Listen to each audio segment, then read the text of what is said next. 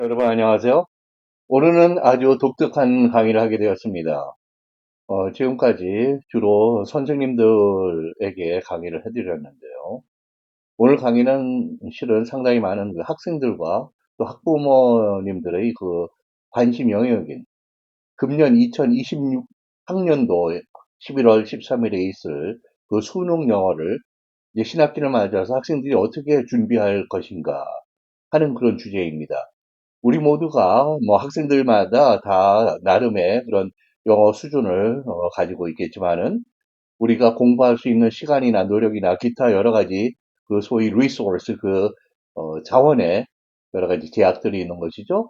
그렇다면은 지금이 실력과 또 무한하게 내가 이 남은 시간과 여러 가지 나의 자원을 어떠한 식으로 마치 어떤 스포츠 게임이라고 한다면 이 전략을 어떻게 현명하게 세워서 좋은 결과를 남기는 그런 게임을 치를 것인가 하는 그 게임 플랜이자 게임의 전략에 관한 그런 강의입니다. 그래서 금년 3월부터 11월 13일에 있을 그 수능 영어의 그 D-Day에까지 무엇을 언제 어떻게 준비할 것인가 하는 이야기입니다. 네, 한 학생이 열공띠를 들고 열심히 공부하고 있는 그런 모습인데요. 11월 13일 금년도에 2026 학년도에 수능 영어를 포함한 수능 전체의 그 고사 날입니다. 우선 수능 영어라고 하면 모든 과목과 달리 또 영어 자체의 그런 영역이 독특한 그런 영역이죠. 많은 부분에서 다른 학문 분야와 또 다른 그런 본질, 성질을 가진 그런 부분인데요. 이 수능에서의 그 퍼포먼스를 결정하는 요소들은 어떤 것이냐, 그리고 금년에 또 최근에 있었던 수능 영어 출제의 어떤 변화된 모습을 잠시 검토해 보도록 하겠습니다. 네, 지금 고3 학생들이나 N수생들, 그리고 그 학부모들 같으시면은 대부분 다 아시는 그런 내용이죠. 2018학년부터 영어 과목에 소위 절대평가 체제가 시작되었습니다. 그러나 3년 전부터 그 절대평가에 실질적인 상당한 그런 변화가 시작되는데요. 그것은 소위 EBS 그 수능 준비 그 프로그램이 있죠. 교재들도 있고 거기에서 다룬 내용의 교재의 소위 직접 연계율이라고 하는 것이 영어 과목은 0%로 직접 연계는 없는 것으로 조정이 되었습니다. 그래서 제가 여러 차례 여러 가지 그 상황에서 말씀을 드렸던 것인데요. 이 직접 연계율이 0%가 됨으로써 이제 학생들은 수능 영어에 대해서 그 전에 4년간의 절대평가에서 있었던 느슨한 그런 교육, 거기에서 나와서 이제는 영어를 정면으로 승부하는, 즉 내가 영어를 직접 언어를 공부하고 그 실력으로 영어를 풀어야 되는, 문제를 풀어야 되는 그러한 새로운 뭘 게임, 그런 게임을 치르게 되었습니다. 그래서 그 전에 제가 몇 차례 말씀드렸던 학생들이 번역본을 보고 EBS 교재의 그 정답과 해설 쪽에 번역본이 있죠. 그 번역본을 그것도 소파에 누워서 한가롭게 보다가 잠이 드는 그런 시대. 그것이 그래도 학습 효과에서는 상당 부분 통했기 때문에 그것을 비교육적이라고 혼낼 수는 없는 그런 비극적인 상황이 존재했었던 그런 모습이었는데요. 이제는 그러한 번역본을 보거나 그래서 번역을 통해서 답을 찾는다든지 하는 것이 그다지 통하지 않는, 그리고 여러 가지 소위 시험 자체를 위한 잔꾀들이 많이 통하지 않는 그러한 상황이 되었습니다. 그리고 지난 한 해에 필러 문항이라는 것이 상당한 그런 언론계에서까지도 교육에서는 화두가 되었던 그런 모습이었는데요. 필러 문항이 정부에서 발표하는 것처럼 정말 없어졌느냐? 그것은 누가 그렇게 얘기해요? 그렇지는 않습니다. 필러 문항이 많이 줄어드는 것은 사실이에요. 영어 과목에서. 그리고 대신에 필러 선택지들이 등장했다는 이야기가 또 도는데 그것은 아니고요. 필러 선택지 자체도 오랫동안 존재했습니다. 그러나 필러 선택지들조차 많이 감소된 것이 사실입니다. 그러나 킬러 문항과 킬러 선택지가 계속 존재하고 있는 것 또한 사실이죠. 2025학년도 작년도의 수능 영어를 보면은 영어의 연계율이 45문항 중에 25문항이 EBS 교재를 기반으로 출제되었습니다. 그러나 그 연계율이 그래서 55.6%인데요. 이 연계율이 간접 연계였던 것이죠. 직접 연계가 0%. 그러나 이것이 아직도 영어를 굉장히 쉽게 만들어주느냐, 말씀드린 대로 상당히 어려워지는 그런 게임이 된 것이고요.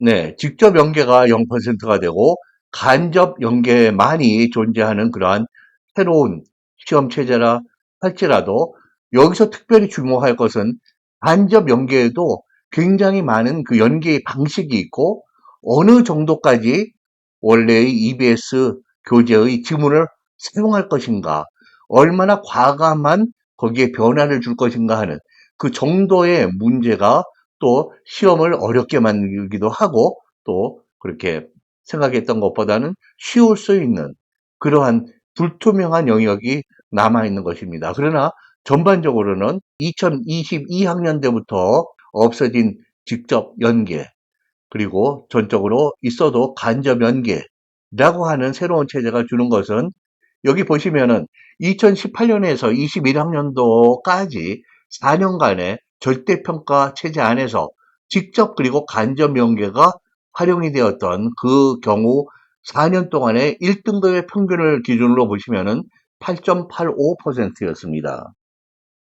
그러나 그 이후에 직접 연계가 0%인 2020학년부터 2, 3, 4, 5, 4년간의 그 직접 연계 0%에서의 그 1등급 학생들의 그 평균 그 분포는 6.25%로 2.6%가 줄은 상당한 그 유의미한 그런 감소가 있었던 것이죠. 자세한 그 숫자 통계를 그 밑에 적어드렸습니다. 이런 것들이 기본적으로는 4년 동안에 그 전의 4년에 비해서 영어 자체가 현저하게 학생들에게 어려워졌다는 것. 그래서 내가 평소에 94, 5점이나 100점 사이에서 항상 유지하고 있다면은 아마도 이 학생은 1등급을 유지할 것으로 확률적으로 믿어지는데 이번 시험에 그러나 그렇지 못한 경우에는 때로는 90점도 맞고 92점도 맞고 95점도 맞고 했던 그런 약간은 그런 유동적인 90대의 중후반 그런 학생들의 경우에는 실수를 한두 개를 더함으로써 88점, 89점이 되는 소위 악마의 89점이 되는 경우들이 생기면 그 충격은 상당히 놀라운 영향을 미치는 것이죠. 그래서 그 임팩트, 그 부정적인 임팩트가 주는 그 입시에 대한 내가 선택의 여지가 크게 부정적으로 변하는 그러한 결과가 옵니다. 그래서 지금 이 직접 연계가 없는 오늘날의 영어 수능은 상당한 준비를 미리 철저하게 하지 않으면 나중에 그 결과가 그다지 긍정적이지 못할 수 있다는 것이죠. 네, 그러면은 지금부터 3월부터 어떻게 준비할 것인가 구체적인 그러한 게임 플랜을 말씀드리겠습니다. 지금 그 EBS 연계 교재인 수능 특강에 영어 영역 책과 그리고 독해 연습 책이 나와 있죠. 그리고 듣기 연습 훈련 책이 나와 있습니다. 그리고 마지막으로 수능 완성, 실전 대비 성격의 수능 완성이 5월 말 빠르면 아니면 6월 초쯤에 출간될 것으로 예정이 되어 있습니다. 이럴 때 지금 학생들은 3학년생이거나 아니면 N수생이든 지금 여러분들이 주력하실 부분은 실은 쉽게 얘기하면은 이 EBS 교재에서 지금 영어 독해 완성 듣기가 있다고 그랬죠? 네, 완성은 나중에 나올 것이고 여러분은 유형별의 그런 풀이 전략을 알고 계셔야 됩니다. 그리고 또 문제가 나왔을 때 지문에 대한 그런 독해 판단력뿐만 아니라 5개의 선택지가 이 지문과 어떤 관계가 있는지 선택지가 어떤 것이 정답이 될 수 있는 것인지를 판단하는 그러한 분별력을 여러분들은 공부하고 훈련할 필요가 있습니다. 그리고 전체 지문을 물론 이해하는 것이 가장 바람직하죠. 여러분들은 또 보충적으로 어휘에서 어휘, 수거 공부가 계속 진행되어야 되는데요. 구문, 문법, 어법 모르는 사항이 있으면 바로바로 계속해서 실시간 점검을 하셔야 됩니다.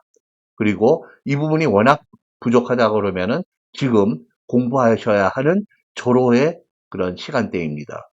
나중에 8월부터 들어가면은 거의 100일이 남게 되는데 그때는 그것을 점검하고 보강할 시간이나 심리적인 그런 시간대가 되질 않아요.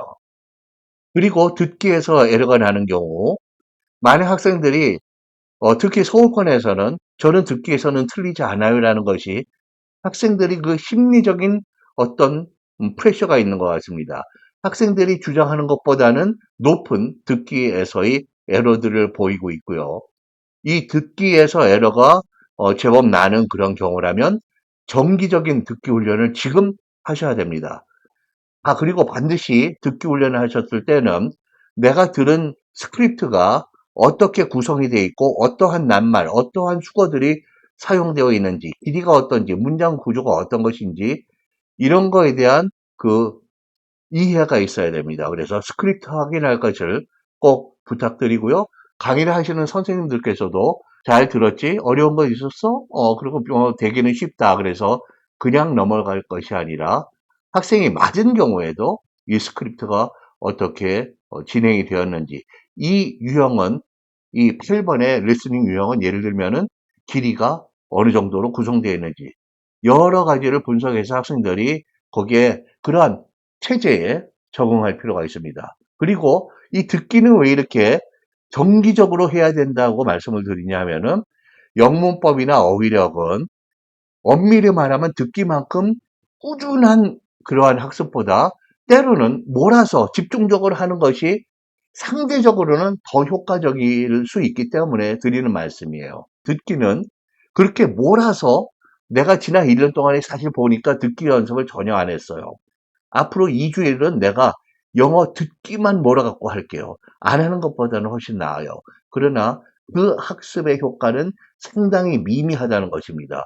듣기 공부 절대 몰아서 하지 않는다. 왜냐하면 그만한 노력의 효과가 단기적으로 오지 않기 때문에 언어의 듣기, 내가 그런 감각적으로 수시로 해서 내가 거기 적응되고 나의 그런 어떤 영어 감각의 큰 부분이 돼야 되는 것입니다. 그리고 듣기가 상당히 안정적으로 별 에러가 나는 그 빈도가 낮다고 하는 경우에는 그럼에도 불구하고 주에 1회 정도 짧게라도 전체의 17문제까지 모든 유형이 아니더라도 반을 나눠서라도 주 1회 2, 30분의 듣기는 정기적으로 듣기 훈련을 하고 역시 스크립트 훈련, 확인 그런 훈련을 해야 안정적으로 실제의 시험에서 11월 달 수능 듣기에서 실수를 하지 않을 것을 보장받을 수 있는 그러한 게임입니다.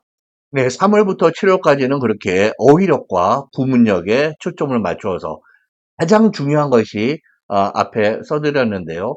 이 언어 능력의 한 80%는 더더군다나 우리 수능 영어를 시험을 보는 학생의 입장에서는 내 퍼포먼스에 두 가지 요건이 내가 시험을 어떻게 볼 것인가를 결정해 줍니다. 하나는 정확성입니다. accuracy. 내가 정확하게 이해하고 정확한 어떤 어휘력, 구문력을 갖고 있어야 되고 그렇게 독해력을 가져야 되고 또 하나 스피드가 한 문항당 평균 1분 30초 정도에서 풀이가 되고 정답 마크가 되어야 되는 그런 제법 긴박한 그런 시험이기 때문에 스피드 또한 중요합니다. 그래서 이 정확성과 스피드를 이 시험에서 맥시멈으로 최대한 발휘하기 위해서는 어떠한 지식이 가장 중요하냐? 어휘력이에요. 이 수능 퍼포먼스의 80%는 학생의 어휘력이 좌우하게 됩니다. 그리고 그러면은 45문항 중에 구문력, 어법, 문법에 대한 소위 옛날에 불렀던 영문법이죠. 이 능력은 45분의 1, 즉 2.2%그 정도의 영향밖에 없느냐. 그건 절대로 아니고요. 이 지문을 정확하게 그리고 빨리 읽고 이해하기 위해서는 그러한 구문력이 필요한 것이죠. 그래서 45분의 1의 영향을 가진 것이 아니라 적어도 그거의 10배 이상의 중요한 그 영향을 주는 것이 또한 구문력입니다. 이 3월에서부터 7월 정도까지 학생들은 각자의 그 수준에도 불구하고 가장 많이 투자해야 될 부분이 바로 여기라는 것 유의하시고요. 8월 초부터 10월 말 그리고 11월 13일 시험이 있는 날까지 약 100일간에는 아주 그 위쪽 하이 기어로 들어가서 여러분들이 이제 수험자들이 EBS 교재를 본격적으로 공부하실 때가 됩니다. 왜 그전에는 학원에 가서 소위 빡센 EBS 지문 연습 안 해요? 부모님들이나 학생이 불안할 수 있어요. 그러나 아직은 지금 직접 연계율이 0%이기 때문에 이 수능이 어떠한 주제로 어떠한 논조로 이야기가 많이 진행이 되고 그렇게 출제가 되어 있는지 제공이 되어 있는지를 보는 것은 대단히 중요하죠. 그러나 7월 말까지는 이렇게 긴급한 이야기가 아닙니다. 그 전에 7월 말 이전에 그렇게 어휘력과 구문력을 확보하고 듣기 연습도 정기적으로 수준에 따라서 주 1회 아니면 2, 3회 그렇게 한 다음에 8월부터 남은 약간의 100일 남짓의 그 기간에 이제는 주력이 그런 일반적인 학습서가 아니라 어휘력 책이 아니라 이제부터는 EBS 교재가 나의 수험생의 주 교재가 되어야 됩니다. 그래서 특강에 있는 영어 그리고 독해 연습의 책들 완성, 수능 완성 그리고 듣기에 있는 것을 유형별로 풀이 전략을 세워서 또 선생님의 가이드를 지도를 받아서 학습을 해야 됩니다. 그리고 어떤 선택지가 정답이 될 수 있고 어떤 선택지는 정답이 될 수 없는지 이 선택지에 대한 교육이 때로는 여기에서 잔꾀가 올 수 있고 학생에게 정면으로 지문을 이해하는 어학적인 능력을 살짝 회피하고 잔꾀를 부리는 이런 유형은 몇 번이 정답이야 주로. 이런 것들 대단히 옳지 않은 그런 교육적인 그 방법이고 그렇지만은 학생들이 실제로는 퍼포먼스가 결정적인 그런 그 시험의 영향이고 효과이기 때문에 이 선택지를 어떻게 판별할 것인가 이 능력을 완성한다는 게 대단히 중요한 그러한 영역이 됩니다. 물론 선생님들도 여기에 등한시할 수 없는 그러한 부분이죠. 그리고 전체 지문을 물론 이해하는 것은 대단히 중요합니다. 그것이 학생이 기본적으로는 전체 지문을 다 이해하지 못하면은 이 선택지 판별력에서 내가 그 선택지를 지문에 적용할 때 거기서 또 에러가 납니다. 그러나 이렇게 유형별 풀이 전략, 선택지는 어떻게 판별할 것인가, 그리고 전체적인 지문의 이해력을 어떻게 올릴 것인가, 그 대상, 초점이 되는 교재가 EBS 교재입니다. 간접 연계라고 해서 여러분들이 무시하고 있으면 안 돼요.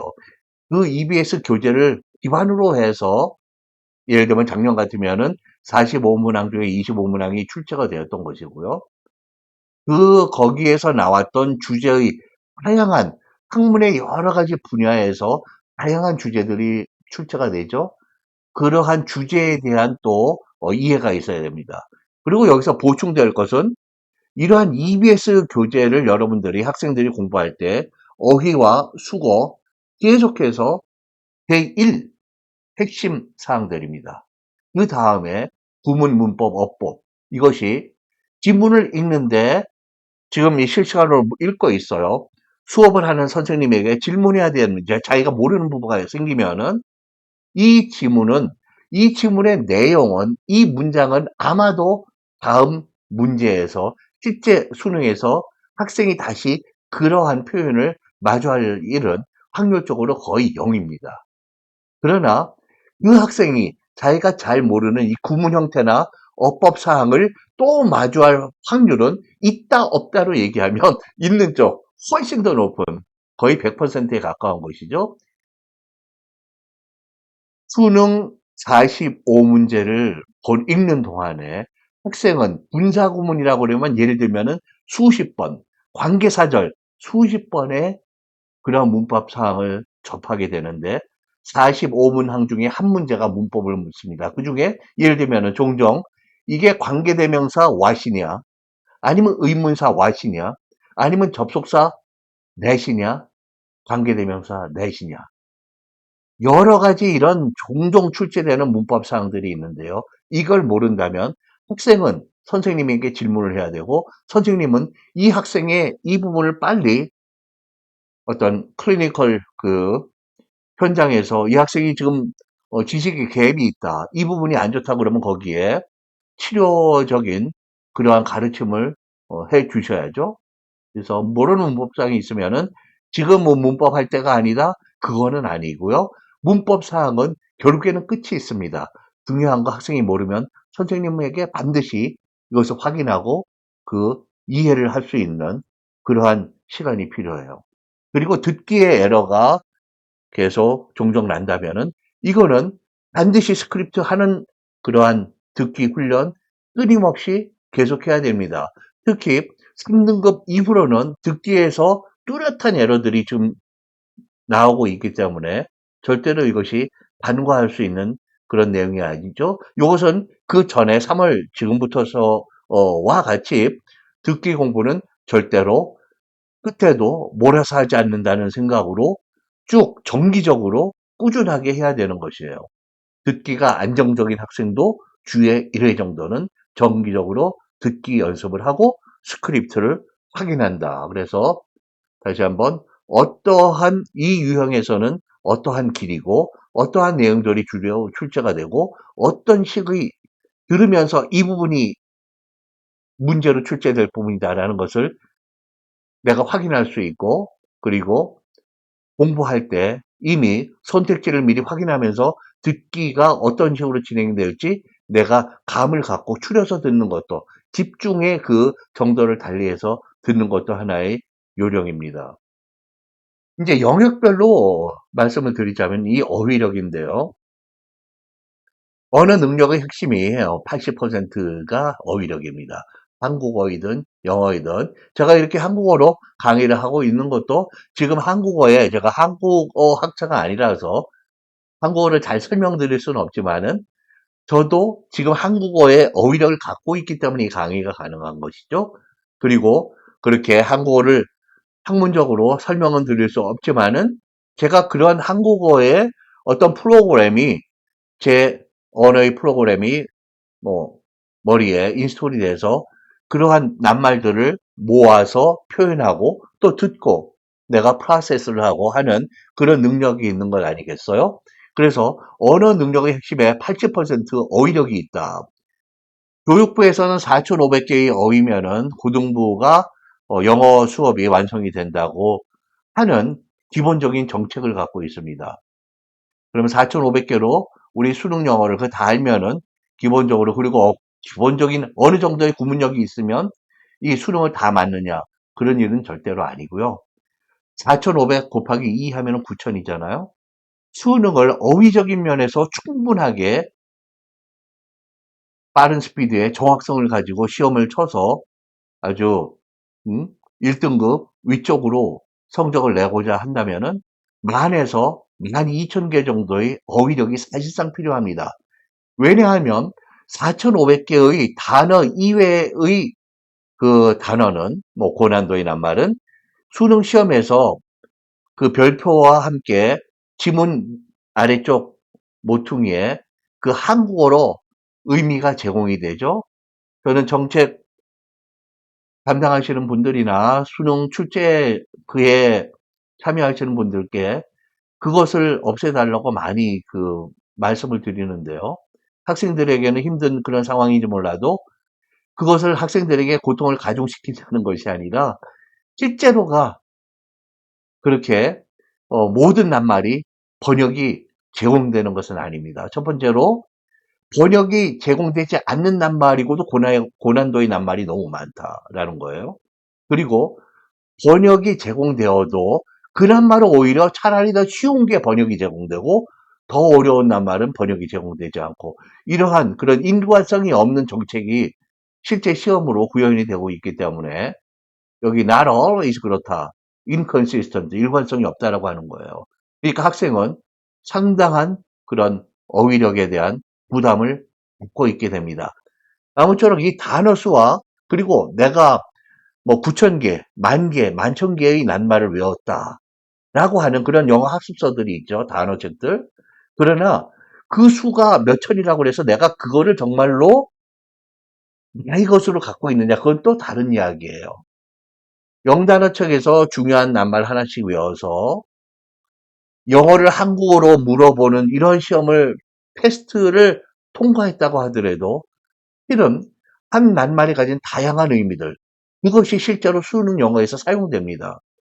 그리고 이 낱말이 단어책에서 얘기하지 않은 다른 품사로 사용되는 국문 내의 기능들이 있기도 하고 그러기 때문에 단어 공부는 함께 어떠한 다양한 중요한 의미 중에도 다양한 것들이 있는지 어떠한 품사로 사용될 수 있는 품사의 그런 범위, 레인지 이런 것들에 대해서 교육을 받아야 됩니다. 수거 또한 대단히 중요한데요. 우리 중고등학교 영어 교육에서 굉장히 miserable 처참하게 아직 부족한 부분이 수거 교육입니다. 수거는 두 개 또는 그 이상의 낱말이 모여서 하나의 원래 각각의 의미를 조합한 것이 아니라 새로운 의미가 만들어질 때 phrase이자 그것이 어떤 관용적인 표현이 되면 그것이 이제 이디엄이 되는 거죠. 예를 들면은 out of the clear blue sky 또는 out of a clear sky 또는 with a grain of salt, with a pinch of salt. There's a fat chance 또는 한쪽으로 a fat chance 또는 fat lot. 지금 이 표현들 중에 fat도 알고 lot도 알죠. chance도 알고 out of, clear, blue, sky 다 알죠.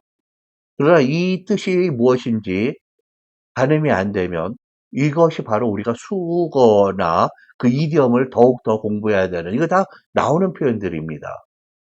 그래서 이디엄과 상투 표현 그리고 수능을 보기에는 한 150에서 200개의 자주 사용되는 속담에 대해서 알아둘 필요도 있습니다. 이런 것이 다 교육이 돼야 되는 그러한 어휘력의 그 영역입니다. 그리고 이 어휘들을 다 어떻게 암기하느냐. 이 영단어책을 보면은 그림이나 또 만화를 사용하거나 한국어 발음과 유사하게 어떻게 빗대어서 학생들이 억지로 하고 보이는 그러한 것까지 표현을 사용해서 학생들이 학습 효과를 돕거나 돕는다고 주장을 하는 이런 것들이 많이 있는데요. 그러한 이해의 그 효과성이나 그렇게 해서 장기적인 기억 보유, 그 memory retention이 가능한 그것은 대단히 미확인으로 남아있는 되게 주장으로 남아있는 그런 상태입니다. 선생님들 중에는 일부 낱말의 어원을 지적해주는 선생님들이 계신데요. 대단히 효과적인 방법입니다. 아니 지금 시간이 없는데 어떻게 그렇게 돌아가요? 그렇지 않아요. 지금 3월부터는 아직도 시간이 많은 때입니다. 나중에 10월, 11월 남겨놓고는 그때는 진짜 바빠요. 근데 어원은 그날 투자할 만한 값어치가 충분히 있는 그러한 영역이고요. 그 어원을 통해서 일석이조가 아니라 일석오조, 10조도 가능하거든요. 그리고 언어 감각도 생기고 그리고 그 기본 낱말이 있으면 파생어. 예를 들면 consider, 고려하다, 간주하다, 생각하다. consideration, considerable, 고려할 만한 상당한 정도의 강조 형용사가 되죠. considerably, 상당히 고려하게. 이거 굉장히 고려하게와 상당한 거, 고려할 만한 그런 주목을 하게 되는 그러한 사항이라면 상당히 중요한 의미를 갖겠죠. 그래서 considerably. 근데 considerably 있는가 하면 considerate 있다. ate. 다 수능의 대상이 되는 그런 낱말들입니다. 이거는 남을 고려해주는, 남을 배려해주는, 배려심이 있는 사람이 공감 능력이 있고 그런 사람의 성격을 나타내는 형용사이죠. industry, 산업공업입니다. 옛날에 산업혁명이 등장했을 때 공장에서 일하는 사람은 정말로 어두운 새벽부터 밤까지 일을 하게 되는데 농부들을 또 나름대로 또 비웃었어요. 저 게으른 사람들 술 마시고 또 오늘도 늦게까지 자고 있네. 그러면은 나는 부지런한 인더스트리였어. 인더스트리에 종사하는. 근데 산업공업의 그러한 비즈니스 업계적인 그런 형용사는 인더스트리얼입니다. 이것이 이제 같은 명사를 두고 두 개의 파생어가 서로 다른 영역을 포커스를 두고 쓰이는 것이죠. 이런 파생어 학습이 불가피하게 이루어져야 됩니다. 그래야 더 이 낱말을 확실하게 알게 되고 여기 considerable, considerate, industrial, industrious 이 모든 것이 고등부의 낱말이자 수능에서 그 사용될 수 있는 그 레인지 안의 낱말들이거든요. 그리고 대표적인 그 의미, 어떤 낱말의 정의를 그 예문에 하나 정도는 경험을 함으로써 그 낱말의 의미를 깊이 있게 이해하게 됩니다. 그리고 이 낱말은 한 문장 안에도 문맥이 존재해요. 이 낱말이 이 문맥에서 어떠한 문맥에서 어떠한 토픽에서 어떠한 배경의 낱말과 함께 쓰이고 있는지 이런 것을 이해하는 것은 그 낱말이 이해에 굉장히 중요한 그런 역할을 합니다. 그리고 이 낱말은 어떠한 구문이나 문법 또는 어법, 소위 그러한 감을 학생이 갖게 됩니다. 그래서 이러한 토픽, 지성적인 것과 구문어법, 이것과 맞물려 있는 그러한 낱말 교육, 어휘력 교육이 필요한 것이죠. 어휘 수거의 그 공부 순서는 특강에 나온 영어 영역과 독해, 그 다음에 영어 듣기, 어휘, 수거를 완벽하게 학습을 해야 됩니다. 이거는 3월부터 기본적으로 지금 말씀드리는 것은 시간별로의 게임 플랜이 아니라 영역별 말씀이에요. 그래서 완성이 6월 초에 출간된다고 하면 또 다시 이제 거기 나오는 그런 어휘 정리 같은 거, 어휘 수거, 완벽 학습을 한다. 그래서 일찍 이 어휘력을 끝낸 학생은 추가적으로 다른 그런 수능 준비 아니면 고등부에 비교적 고3이니까 고난도 영역을 다루는 어휘책을 꾸준하게 어휘력을 늘릴 필요가 있습니다. 바람직한 거는 어휘력이 어느 정도 낮다고 약하다고 생각하는 학생들의 경우에는 3주에 3주일에 한 권 정도는 어휘력을 끝내줄 것을 부탁드립니다. 그리고 국문어법인데요. 아까 말씀드린 대로 실제로 4분의 5 문항에 하나다. 그래서 약 2%의 영향력을 갖는 것이 아니라 훨씬 중요한 거의 20%, 거의 10배의 또는 그 이상의 그 중요성을 갖는 능력이죠. 어휘력 다음으로 대단히 중요하다는 것이에요. 그리고 문장 지문의 이해에 정확도와 속도에 결정적인 영향을 준다. 그러니까 45문제 중에 한 문제 그냥 건너뛰어도 된다고 한다면 극히 위험한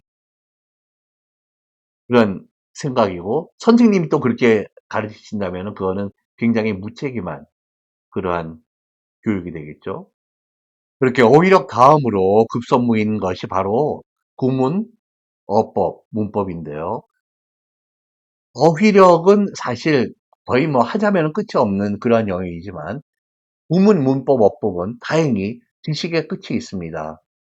끝없는 지식의 항목, 어법 항목을 학생들에게 요구하지도 않고 그런 식의 출제가 구문이 사용돼서 출제 지문이 구성되지는 않아요.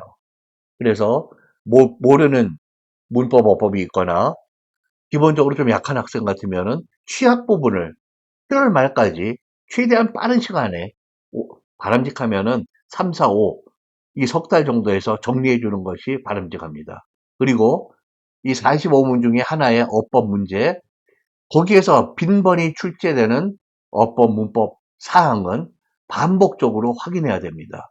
아까 말씀드린 that이냐, what이냐, 또는 관계부사이냐, 관계대명사이냐, 또는 분사구문에 현재분사 ing로 시작하는지, 과거분사 ed로 시작하는지, 명사 뒤에 그 명사를 과거분사로 꾸미는지, ing으로 꾸미는지, 또는 미래지향적으로 투부정사가 올 것인지, 이러한 판단의 문제, 그리고 어떤 문장이 있을 때 문장 안에 예를 들면 종속절이나 관계사절이 있어요.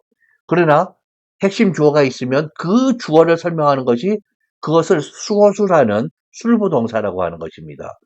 그 중간에 뭐 분사구문이 있거나 조건절이 있거나 관계사절이 있어서 삽입되는 그런 부분이 있죠. 그래도 어느 것이 핵심 주어고 어느 것이 그 주어를 설명하는 동사인지를 파악하는 능력이 있어야 됩니다. 그래서 주어와 술부동사의 수의 일치 같은 문제는 어떻게 보면 굉장히 단순한 것도 같지만은 실은 많은 경우에는 학생이 이 구문을 제대로 파악함으로써 독해를 올바로 할 수 있는 것인지 이 능력을 판단하는 중요한 문항이 됩니다. 그리고 지문 학습 중에 발견되는 선생님의 그런 강의를 듣고 있는데 이 지문이 지금 내가 왜 이렇게 표현되는지를 알 수가 없어요. 이 so that 구문이 어떤 것인지 앞에 정도가 강조가 되어서 뒤가 결과인지 또는 so that 다음이 목적이나 의도를 나타내고 있는 것인지 파악이 안 된다. 그러면 선생님에게 바로 질문해서 바로 확인을 하거나 아니면 그쪽에 관련되는 영문법서를 펼쳐서 확인을 해야 됩니다. 왜냐하면 이 구문은 또 나올 것이기 때문에. 네, 그 다음에 유형별 풀이 전략 계속인데요. 이제 듣기입니다.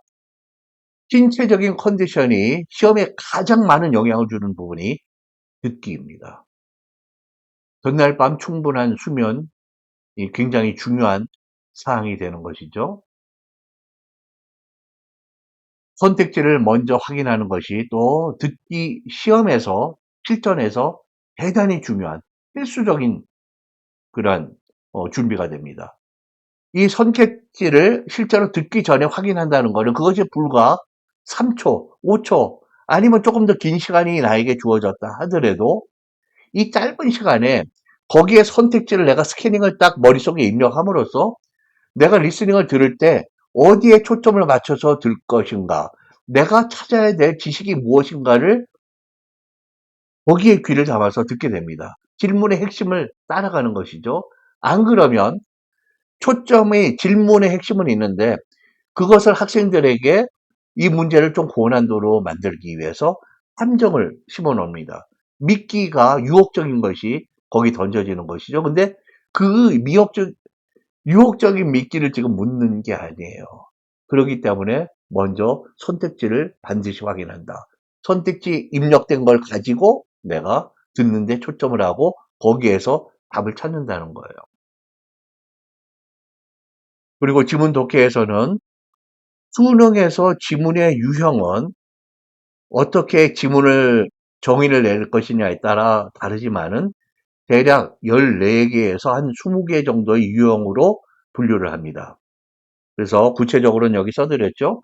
글의 목적, 심경, 분위기의 변화, 파악, 또 요지, 주장, 주제, 제목, 표현 방식이 명사, 어구냐, 문장이냐에 따라 다르기는 하지만 기본적으로는 지문의 광범위한 내용의 핵심을 묻는 그런 유형이라는 데에서는 같은 그런 유형으로 보겠습니다.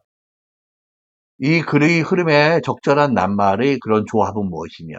어떤 문장이나 지문 전체에 어떤 낱말이 사용되는 것이 그 의미상 적절한 것인지를 판단하는 중요한 문항이죠. 그리고 빈칸 추론이라는 그 악명 같은 그런 유형이 있습니다. 학생들이 수능 영어에서 한 문제를 딱 풀렸다라고 하면 대개 이것입니다. 그리고 흐름에 무관한 문장을 찾아내라 라는 그런 유형이 있고요. 문단의 순서 또는 문장의 그 시퀀스 순서를 맞추는 그런 문항. 요 유형이 조금씩 어려워지고 있습니다. 그리고 지문의 요약, 한 문장으로 이 지문을 요약하고자 한다. 그럴 때 그 한 문장에 들어가는 중요한 낱말들을 선택하는 그러한 문제이죠. 그리고 두 문제 또는 세 문제가 출제가 되는 장문 독해라고 하는 유형이 있습니다. 이 유형들별로 또 수험자들에게 요구되는 수험자가 발휘해야 할 그러한 문제의 유형에 따른 내가 어떠한 나의 렌즈를 거기 맞춰서 이 지문을 보고 선택지를 판단할 것인가 하는 것은 하나의 리딩 스킬이기도 합니다. 그래서 어떤 문항은 또한 나에게 정답이 1번이면 더 이상 더 좋은 정답이 없는 문항들이 있어요. 예를 들면은 도표를 읽는다든지 정보 파악이라든지 내용의 일치 불일치 또는 어법의 문제라든지 어휘의 선택이라든지 이런 것들은 1번이 정답이면은 2, 3, 4, 5에서 더욱 좋은 답이 있어서 더 적절한, 가장 적절한 것을 고르라고 문제의 월딩이 그렇게 돼 있잖아요. 그거는 많은 복잡한 그러한 출제팀의 의도나 의미가 거기에 함축이 되어 있는 그런 이야기인데요.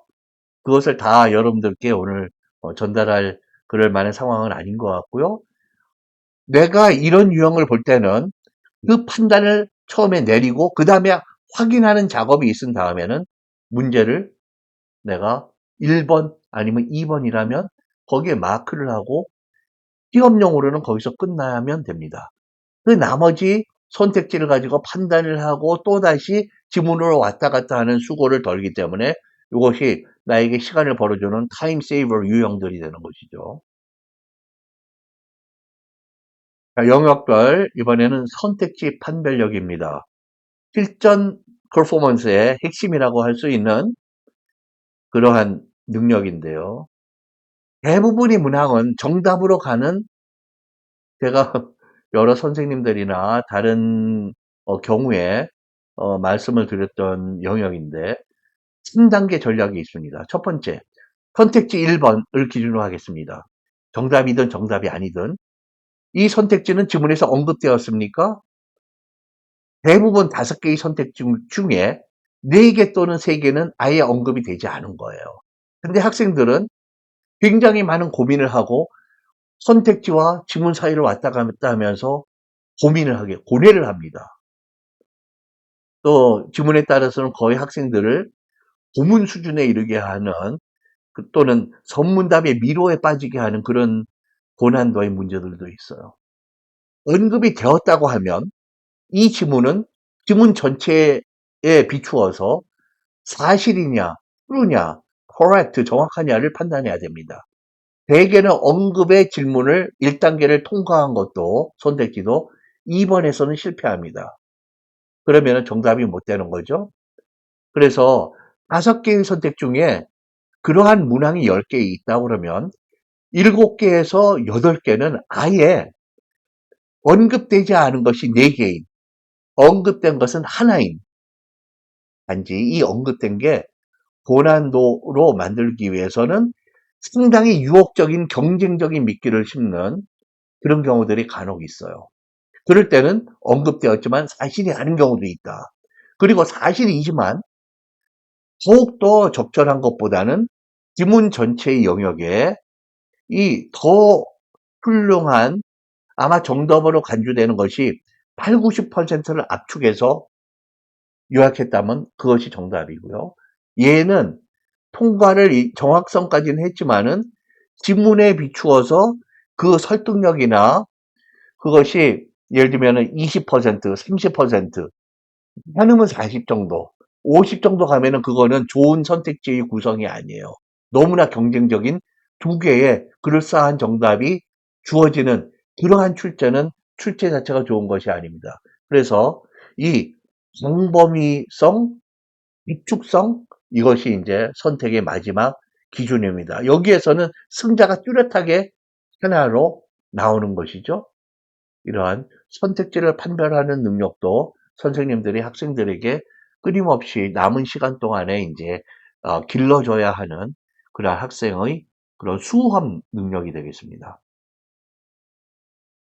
그리고 직접 연기율이 0%가 됨으로써 이것이 무엇을 또 뜻하냐 하면은 이 지문이 사용은 되는데 과감한 변형이 일어나는 것입니다. 그 과감성에 이제 차이가 있는데 학생들이 공부를 하고도 나 이거 공부한 적이 없어. 나 이거 어떻게 뭐 수업에서 안 다룬 것 같아 라고 이야기하는 게 바로 간접성이 상당히 크기 때문에 그렇습니다. 그러나 그 EBS의 지문을 선발한 것만큼은 그 주제로 이것이 재구성되거나 낱말이 일부 바뀌거나 짧은 문장 두 개가 하나로 합치거나 복잡한 복문이 두 개의 간단한 단문으로 분리가 되거나 아니면 이 내용을 가지고 다시 쓰거나 여러 가지의 방식으로 변형이 옵니다. 그래서 학생의 경우에는 이 지문이 글로벌 워밍에 대한 지구온난화에 대한 이야기인지 아니면 일부의 과학자는 이제는 지구가 오히려 냉각으로 들어가고 있는 아주 긴 그 롱텀 그 변화가 있다라고 주장하는 분도 있어요. 과학이라고 해도 모든 것이 흑백으로 지로 원으로 그렇게 구분되는 것은 아니니까요.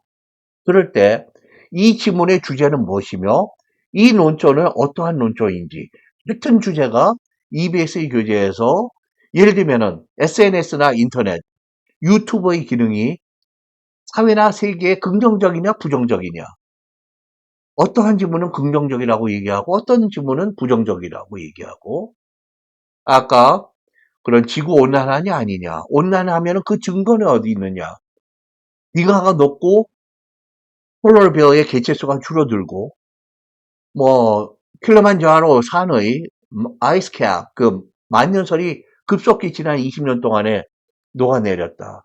이런 걸 하면 이 지문에서는 또 어떤 증거가 새로이 이야기가 되고 있느냐. 즉 지문의 토픽 그리고 주장, 입장, 논조 지문이 제시하는 근거, 증거 또는 예 이런 것들이 또 이 지문은 정설로 자리 잡고 있느냐 아니면 비판적인 사고나 검토를 통해서 반론이 되는 일부의 비판적인 관점이냐 이런 것들까지 학생들에게 많은 것이 파악이 돼야 되는 학습이 돼야 되는 그러한 부담이 이제 증가한 그런 모습입니다. 그래서 각 지문에 대해서 선생님들도 적어도 한 3, 4분 정도는 이 지문은 어떤 거야 라고 학생들에게 멘션을 해줄 만한 충분한 이유가 있는 것이죠. 그 다음에 다시 영어 듣기로 들어가서 1, 2등급의 학생은 거의 만점이라고 얘기합니다. 사실 1, 2등급에서는 그다지 에러가 많이 보이진 않아요. 그러나 나중에 만점은 전혀 아니고요. 듣기에서 실수가 나는 경우 이것 때문에 또 한 등급 아래로 자기가 기대를 못했지만은 이러한 통계들이 잡히고 있는 거예요. 한 등급 아래로 영어가 내려가면서 옛날에 예를 들면은 95점과 93점은 2점의 차이라면 다른 과목에서 내가 또 한 2점 잘해서 메이크업 할 수도 있는데 영어에서는 이게 89나 88점이 되면은 이 학생이 이제 이 대학을 가는 그러한 가능성의 레인지가 아주 카테고리가 달라짐으로써 충격이 이제 어려운 상황이 되는 것이죠. 그래서 자신이 있는 1, 2등급의 학생도 어느 정도는 정기적이라는 게 상당히 중요한 거예요. 어떠한 정기적인 인터벌을 두고 그 음? 시간적인 그 갭을 두고 꾸준히 리스닝에 감을 잃지 않도록 하는 것이 중요합니다. 이 듣기 능력은 다시 말씀드리지만은 대단히 강조해 드려야 될 부분이에요. 학생들이 뭐 다 맞거나 거의 거기에 가까운 그런 퍼포먼스를 보여야 되는데 그다지 어려운 시험은 사실 아니거든요. 상당히 국제적으로도 소통 능력으로 보자면 상당히 낮은 수준의 그러한 출제가 되고 있는 게 사실입니다. 하루아침에 향상하는 건 불가능해요. 그래서 어휘력과 영문법, 어법과는 크게 다르다. 그러나 조금씩 하더라도 장기적으로, 정기적으로 하는 것이, 그러니까 조금씩 자주 하는 것이 이따금 몰아서 나 많이 할래. 이게 아니라 조금씩 자주 하자는 것이죠. 평소에 그리고 너무나 잘 안 들린다. 듣기에 너무 실수가 난다 그러면은 한국 발음과 상당히 다른 영어의 발음들에 대해서 특수 발음 이런 것들 한국과 발음이 다른 것도 있죠. 네, 뭐 이런 발음이 rise, usually, vision. 이 학생이 잘 못 듣는 발음에 대해서는 3, 4회라도 선생님의 그런 코칭을 받을 필요가 있다면 광함이 그렇게 받는 것이 효과적이라고 말씀드리겠습니다. 그리고 수능 특강의 영어 듣기 학습 서가 있어요. 거기에도 영단어 수고편이 있습니다. 그리고 학생은 이 음원을 스마트폰으로 옮겨서 자주 듣기를 권합니다. 그렇게 해서 이 번호대에서는 리스닝의 문제가 다른 식으로 동전의 다른 면으로 보면 말하는 것이거든요. 대화가 있거나 담화가 있거나 강의를 하거나 이 유형은 어떠한 길이고 어떠한 구조고 이것이 쭉 듣고 있을 때 어디에다가 문제를 심게 되는지 그런데 적응하라고 스마트폰의 음원을 수시로 듣는 것이 중요합니다. 그리고 정답, 오답이 났다와 무관하게 정답이 난 경우라도 스크립트를 눈으로도 확인할 것 꼭 부탁드려요. 그리고 시험을 볼 때는 시험 보기 전에 각 문제를 시험 보기 직전에 선택지를 먼저 확인한다. 그래서 듣기에 초점을 내가 정하고 질문의 핵심에 맞춰서 듣고 믿기에 유혹에 넘어가지 않는다라는 것. 신체적인 컨디션이 너무 중요한 역할을 하니까 듣기, 전날 밤에 듣기, 충분히 잠을 자서 상쾌한 몸과 마음으로 11월 13일 수능 D-Day에 임한다는 것이죠. 수능 시험, 영어를 정면으로 승부하는 것이 더욱 필요해진 절대평가 체제 안에서의 수능 영어의 변화입니다.